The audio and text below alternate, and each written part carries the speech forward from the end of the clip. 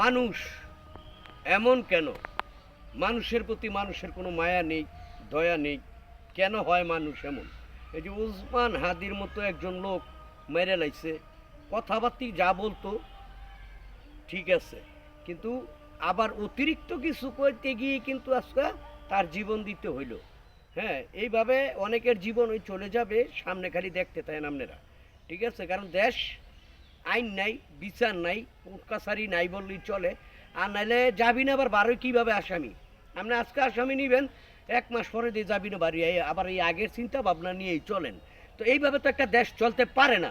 দেশটা হ্যাঁ এমন একটা পজিশনে গেছে, হ্যাঁ, মানুষের থাকা খাওয়া মানে চলাফেরা বিশাল বড় একটা প্রবলেম হয়ে গেছে। বিষয়টা হলো, আপনি মরে গেছেন, আমিও মরে গেছি।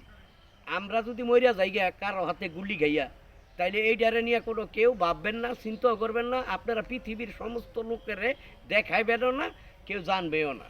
আর যদি বাংলাদেশের মধ্যে গলা উচ্চ কইরা 12-13 জনের কথা বলি, তাইলে দেখবেন মরে যাওয়ার পর সাংবাদিকরা মরিয়া গেছে গা, বালা একটা মেডিকেলে ভর্তি করতেছেন। আবার দেখা গেছে বাংলাদেশের কিছু উপদেষ্টা আছেন, তারা 20 লাখ 30 লাখ 50 লাখ টাকা ঘোষণা দিবেন, ধরেন। আরে ভাই, দইরা তো কোনো লাভ নাই, কোনো লাভ নাই।